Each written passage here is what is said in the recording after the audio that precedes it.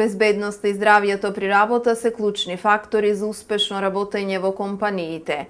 Дали се применуваат сите потребни законски определби кои што треба да значат успешност и работење во компаниите? Колку работниците и работодавачите соодветно одговараат на законските барања и на потребите кои што ги налага и законската регулатива и сите оние принципи за безбедност и здравје при работа?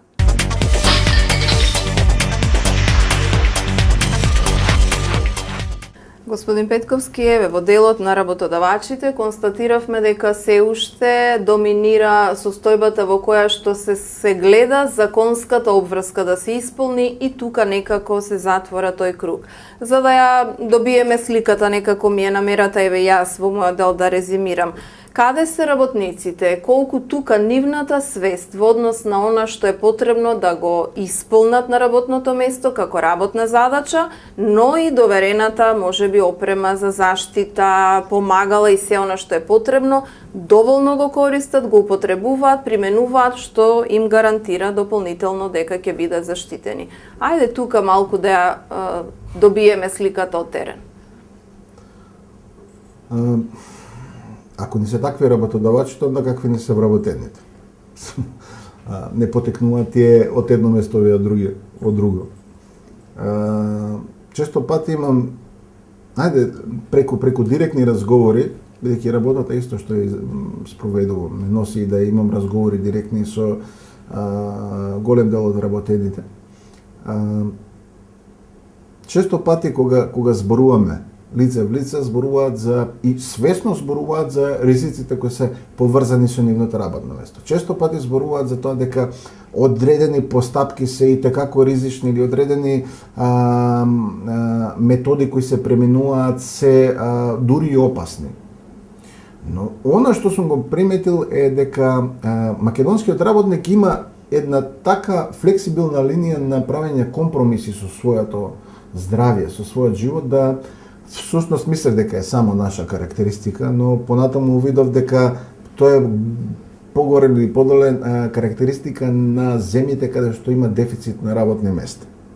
За да се компензира дефицитот на добро платеното или редовно платеното работно место, ние завлегуваме во позиција каде што порано имаше еден виц кој ќе преживее ќе раскажува.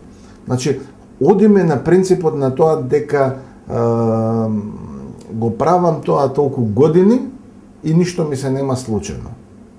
Но во заштитата при работа доволно е само еднаш кога ви се случи и веќе да не го повторувате тоа што сте го правили. Значи да биде комно секако.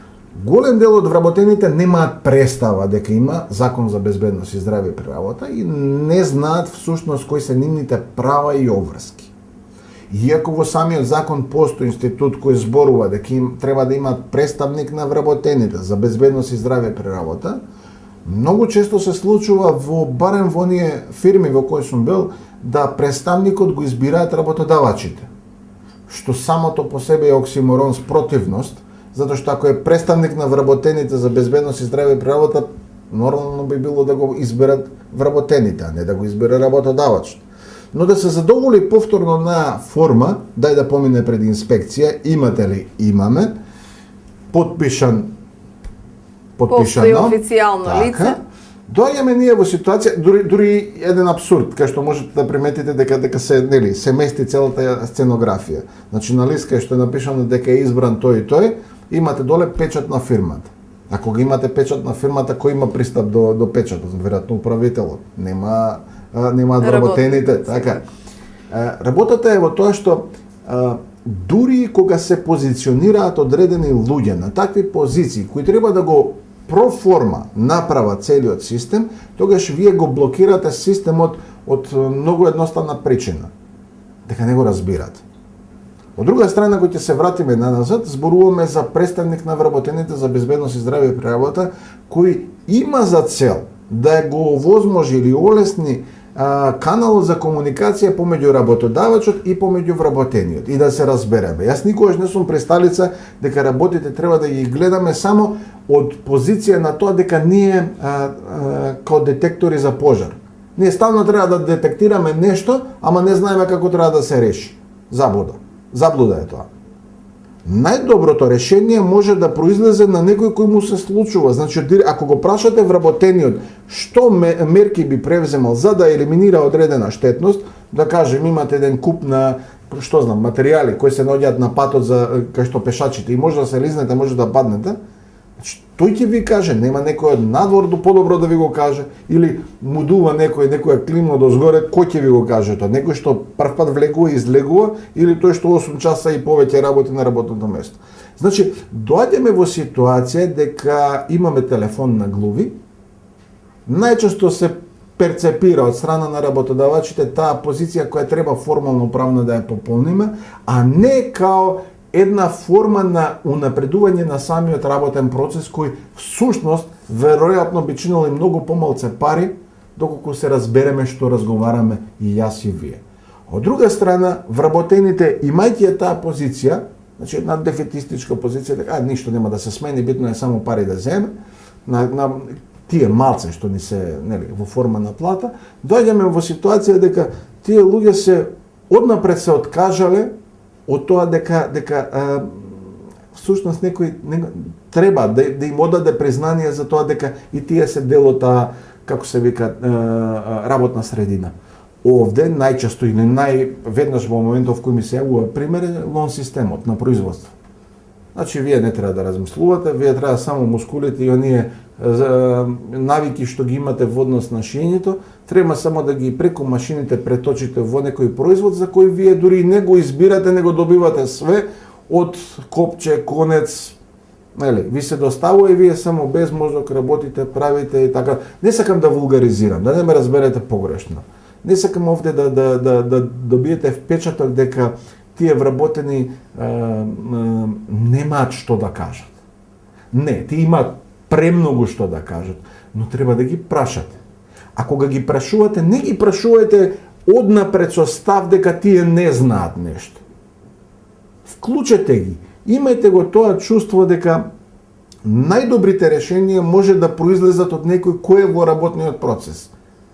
Ако креирате, често пати дури во канцеларијата овде, им велам на своите колеги, ако постапувате како што дома би постапиле, значи за било која работа, веројатно работите многу подругачие би биле.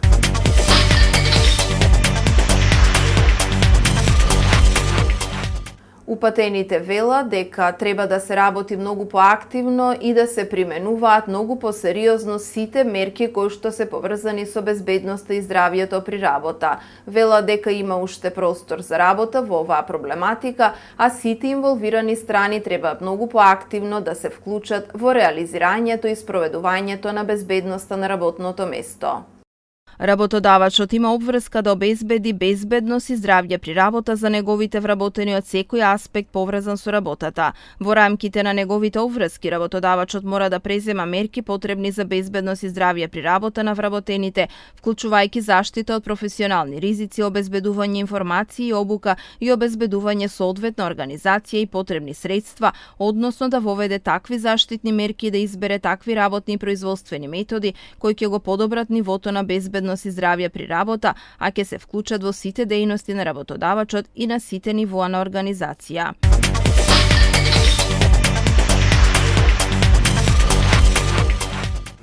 Господин Петковски, кога говориме за оваа тема, еве ги поставивме во фокусот, анализирајќи ја секако малку попродлабочено работниците, работодавачите, состојбите на терен. Од оваа временска дистанца, имајќи иницијативи во јавноста, еве барем неодамна малку погласно се произнесоа одредени организации со своји иницијативи, детектирајќи дека треба да се поработи во делот на законската регулатива, во делот на стручните лица кои што се вклучени, во делот на давачките, трошоците кои што ги оптоваруваат компаниите, особено малите, за да одговорат на се она што е поврзано со законските барања. Каде сме и што понатаму? Според вас, што е она, еве, и од аспект на здружение, на организација која работи континуирано на оваа тема, што треба да се преземе? Кога го слушам прашањето, секој пат ми запења слухот на неискористено оптеретување, нели, надавачките кои ги оптеретуваат работодавачите. Само да си го поставиме прашањето. Колку сме ние окей да не чини, да кажеме, една несреќена работа? Со колку ќе бидеме задоволни? Едноставно, не го велам тоа дека вие го поставувате прашањето, па го враќам сега на вас, кон вас реторички, него сакам една работа која се однесува баш буквално кон работодавачите. Значи, секоја спречена несреќена работа е 10-кратно, 100-кратно поевтино отколку секоја случајна несреќа. Зошто? Еве ќе ви кажам конкретно. Значи, кога некој ќе се повреди, ќе биде отсутен, да кажеме, 3 месеци надвор од работното место. Вие треба ли да го замените тој? Значи, ќе донесете некој, да не го земам за пример камерманот, но ако тој се повреди на работното место, треба друг да дојде. Во исто време, работодавачот треба да го плаќа и овој камерман што е отишол на боледување, но и тој, всушност, кој го заменува. А да земе за пример дека тој не ја знае баш така, работата не е синхронизиран со вас. Па треба уште еден да дојде да го обучува всушност што треба да работи. Вие 3 пати повеќе ќе се нервирате со тоа како ќе ја постави опремата, како ќе работи така натаму. За на крајот на краевите, ако се случила несреќа по вина на работодавачот, дури ќе дојде инспекција. Вие нема да го правите овој интервју со мене, него ќе им одговарате на инспекторите, ќе ви одзимаат време, ќе го вклучуваат работодавачот, ќе му бараат документи, ќе доаѓаат цело време во ситуација да всушност ја утврдуваат одговорноста по однос на несреќата на работа. Зошто? Затоа што ти имаат едноставна задача да не го оптеретуваат буџетот, да всушност го испоштуваат, ја испоштуваат примената на правилата, на законот. И сега доаѓаме до ситуација дека ајде да речеме камерманот зема и го даде работодавачот на суд, па судски трошоци, судски такси и останати работи. Тоа се веќе огромна, често пати го портретираме ова како еден вид на подводната ледена санта на Титаник, што всушност го потонала. Таа можеби одозгоре изгледала мала, но доле во подморската површина таа е огромна. Да се навратам на ова во однос на колку чини. Секое решение е поевтино од погрешно од било која несреќена работа. Но од друга страна, најголем напор во држава како што е Република Македонија побарува менувањето на менталитетот, менувањето на културата. Често пати со гордо зборувам, сега бидејќи сакам и за позитивните работи да зборувам. Ако во 97 година не можевме да видиме работници кои работат на градилишта без флуоресцентни елеци, без шлемови, без ракавици, без чизми и така натаму, заштитни чизми, сега денеска е се повеќе и повеќе тоа пракса. Ако не можевме да го натераме работодавачот да ги прати своите вработени на периодична проверка на нивното здравје, сега тоа го прави. Ако не можевме да го натераме работодавачот да всушност направи елаборат за проценка на ризик, сега тоа го прави. И сето тоа оди во насока на тоа да всушност ја подигнеме свеста по однос на ова прашање во Република Македонија. Нашата основна задача е и ние кога се обраќаме, покрај тоа што се обраќаме на социјалните партнери, се обраќаме првенствено на луѓето кои ја работат оваа проблематика, поточно стручните лица за безбедност и здравје при работа. И кога се обраќаме, ние секој пат зборуваме за тоа дека колку подобри стручњаци имате во одредена професија, толку имате помалку нуспроизводи или помалце грешки во самата професија. Најчот пример веројатно би било никој не би отишол кај некој приучен лекар да се лекува, него сите го бараат најдобриот. Колку е посложена, да кажеме, операцијата, толку го барате единствениот во Република Македонија, кој знаете со сигурност дека вашето здравје, дека вашиот живот ќе го зачува. Така и во оваа професија. Ние одиме кон тоа да всушност покрај професионалците кои треба максимално за секој денар кој им е исплатен да нудат максимална консултација или максимална превенција која всушност ќе го штити интересот и на работодавачите, но секако и на вработените. Од друга страна, кога зборуваме за социјалните партнери, тука мислам на синдикатите, тука мислам на работодавачите, тука мислам и на државата. Ние адресираме наменски одредени пораки кои всушност се обидуваме преку нив. Значи, преку самите организации да ги адресираме до нивното членство, до нивните целни групи, за всушност да дојдеме до едно ниво каде што веќе кога ќе зборуваме за безбедност и здравје при работа, ќе зборуваме за научени лекции, ќе зборуваме за добри пракси, ќе зборуваме за процеси кои всушност носат поголем профит. Значи, поисплатливи, пооптимизирано производство, отколку да кажеме производство кој има огромни фелери. Сите тие елементи ставени во еден контекст, собрани во една така покомплексна равенка, би биле подобро општество, позадоволно општество, пофункционално општество.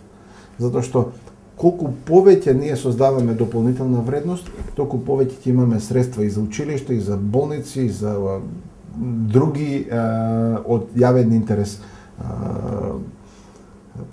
активности. Затоа, кога би требало да направиме една анализа каде сме, што правиме, би рекол дека веќе почнавме да го одиме патот кон подобра безбедност или подобра работна средина, но далеку сме од средината на изодувањето, уште подалеку сме од нашиот крај. Првенствено нашиот... Што треба најмногу можеби да се работи во наредниот период? Па ја често пати се обидувам да го споредам тоа со еден пат, кога планирате да одите на одмор. Вие ако не го испланирате добро одморот, значи може да залутате, сакате да отидете во Дубровник и отидете да кажеме во Истанбул ке завршите. Тоа не значи дека нема да поминете убаво таму, но тоа не значи дека сте го оствариле својот пат. Целта не сте оствариле. Значи не сте го избрале патот, не сте виделе со кое возило, не сте виделе со кого одите, едноставно тоа ви се случува стихийно. Да, има своја некоја жара, ама поголема е шансата да не завршите како треба. Но веќе кога го планирате својот пат, оно што е најбитно е вие прво да се спремите умствено. Значи да ги почитувате правилата на патот, да не се обидувате да правите пат таму кај што нема. Тоа е едната работа. Втората работа е кога веќе ќе ги почитувате правилата, onda треба да ги почитувате и оние кои ги спроведуваат правилата. Инспекторите за заштита при работа не се луѓето кои треба вие да ги бркате од работната средина затоа што тие ви посочуваат одредени недостатоци кои вие треба да ги примените. Тоа се луѓето кои работат и во ваш интерес, но секако и во интерес на државата. Кога најмувате веќе некого да ви направи проценка на ризик, значи вие со закон сте задолжени да го најмите, тој и да му платите. Кога веќе го најмувате, барете максимално од него да испорача производ кој вие ќе го разберете, не само за да помине, него едноставно кај што вие кој ќе го отворите, тоа може да бидат некои 5 листа хартија, кај што ќе разберете како тој ја гледа ситуацијата преку неговите или таа ја гледа ситуацијата преку незините очи. Значи, што гледа дека кај вас недостасува или треба да се измени. Кога веќе ви посочуваат, онда, ако сте со намера тоа да го спроведете го веднаш. Не викајте утре. Утре веќе може да биде доцна. И кога веќе ги правите елементите, сетете се со кого го правите патувањето. Сите тие внатре позади, ако сте вие позади воланот, имате уште неколку внатре кои се работниците. Ако вие сите заеднички сакате да одите на таа дестинација, ако ви сите заедно имате чувство на припадност, имате чувство на признание дека сте составен дел на таа микросредина во која работите, тогаш веројатно патувањето ќе биде многу поубаво.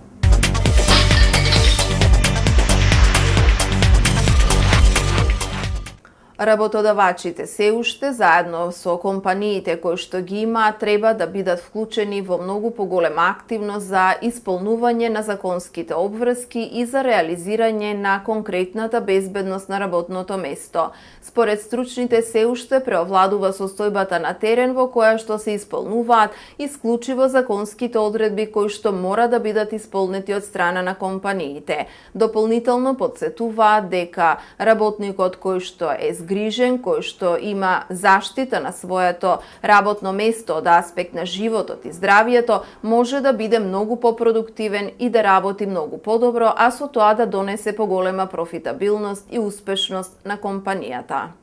Обврските и работите на безбедноста и здравието при работа, работодавачот може да ги довери на овластени правни или физички лица ако тој не е во можност или нема соодветни стручни вработени техничка опременост, таквите работи и обврски самостојно да ги извршува. Ангажирањето на надлежните надворешни овластени правни или физички лица за извршување на стручните задачи во врска со безбедноста и здравието при работа не го ослободуваат работодавачот од неговите одговорности во оваа област. Обврските на вработените на полето на безбедноста и здравието при работа не влијаат врз начелото за одговорност на работодавачот.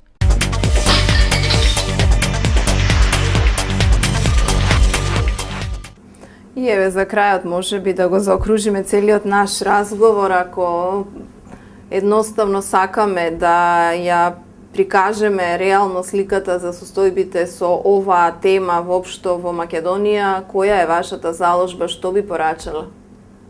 Треба оценка да дам некоја од 1 до 5 или од 5 до 10. Изборот е ваш секако. Имаме, како што реков, уште многу да изводиме. Веројатно, она што јас сакам да го видам е 10, ама она што ние во Македонијата е она 6,5, така и 7. Не можам да дадам некои си попозитивни оценки, не заради друго, него јас сум пак така научен да кога имаме смртни случаи во Република Македонија, кога имаме луѓе кои секојдневно се изложени на огромен број на карциногени штетности, огромен број на нокси кои всушност создаваат болна популација. Не можете себе си да се потапкате по рамо и да си кажете е добра работа завршив. Ние добра работа завршивме затоа што го почнавме процесот. Го почнавме процесот, почнавме со анимирање на разни и тоа битни партнери во државата, особено тука би ги апострофирал Државниот трудов инспекторат, Министерството за труд и социјална политика, Советот за безбедност и здравје при работа, социјалните партнери како што се синдикатите, како што се работодавачите. Куриозитет ми дава дека започнавме дури да отворивме додипломски и постдипломски студии во Република Македонија кои се поврзани со безбедноста и здравјето при работа. Значи, почнавме некои работи кои всушност ветуваат дека ние ќе направиме еден добар систем. За мене добар систем ќе биде оној систем кој што, да не се разбереме и тука погрешно, да ги елиминираме сите несреќи на работа, нема да го направиме тоа. Затоа што ако тоа го направиме, јас би бил најсреќен, но тоа би значило буквално дека сме дошле до едно совршенство каде што буквално машини ги работат сите работи за нас, а ние не знам, одиме дека не на плажа, па имаме други проблеми. Општеството кон кое треба ние да се стремиме е оптимално општество, кое всушност ќе учи. Значи, ќе го имаме оној систем каде што ќе планираме, ќе делуваме, ќе коригираме и ќе анализираме во целиот овој систем да всушност ниедна несреќа не смее да биде повторена. Ако не биде повторена, тогаш верувајте ми ќе дојдеме во ситуација дека ние дури ќе извезуваме знаење. Затоа што тоа е основниот предуслов кој што веројатно често пати слушате дека информацијата е тајна нели најскапо што се плаќа. Не, всушност знаењето е тоа најскапо што се плаќа. Каналот преку спроведување на таа информација е само канал. Она што вие можете, често пати, еви кога одам на овие меѓународни средби, разговарам со колеги кои што всушност прават безброј патенти, прават безброј исчекори во однос на унапредување, малку по малку. Не значи тоа дека ние сите треба да бидеме Алберт Ајнштајн и по една равенка за енергија да измислиме.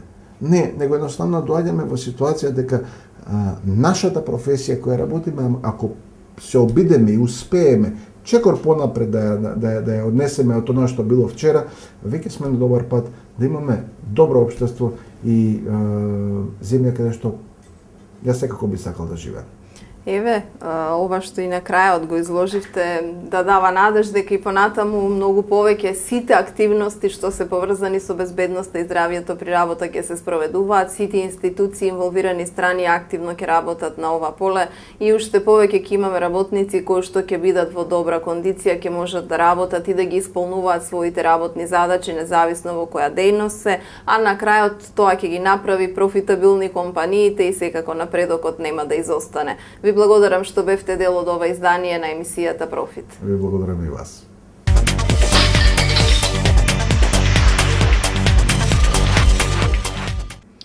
Безбедноста и здравјето при работа треба да бидат исполнети од страна на работодавачите, почитувани од работниците, за да може успешно да се оствари да се реализира работниот процес. Независно во која дејност или сфера од стопанството се работи, секако дека безбедноста на работното место е клучна за да може работникот непречено да ги извршува своите задачи и уште повеќе компаниите да можат успешно да работат и да продуцираат многу поголема конкуренција со што ќе можат да бидат многу поуспешни. Тоа се клучните фактори кои што треба да бидат многу посериозно сватени од работодавачите, но и од работниците, кои што треба да ги применуваат и да се придржуваат кон одредените норми кои што се поставени. Почитувани гледачи, тоа беа содржините за ова издание на емисијата Профит. Следете ги репризните изданија на YouTube каналот Профит Наша ТВ. Имате можност дополнително да ја следите емисијата. Довидување.